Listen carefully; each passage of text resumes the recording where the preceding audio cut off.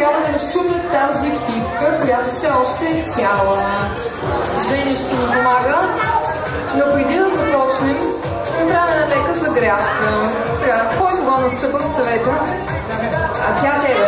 И значи сега е момента за реванш. Нали? Не стягай се. А аз искам да чуя хората, които подкрепят младоженеца. Я да ви чуя за Христо!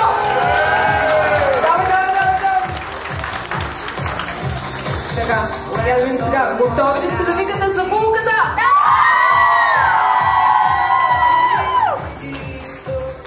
За нея повече викат. За малко не се гледате. Заставате с гръб. Заставате с гръб тук. Така, така. Давай да, така. Сега броим до 3, много бързо, много. И на 3 хващате и чупите. 1, 2, 3!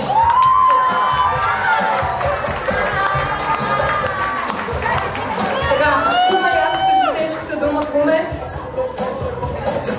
Смятам, че просто всичко е ясно.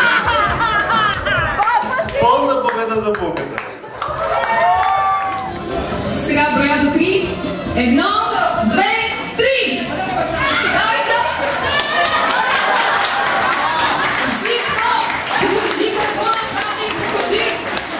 Дами и господа, видяхте ли всички? Младоженеца взе почти цялата пита. Накрая се остави съвсем малко. Накрая се точно така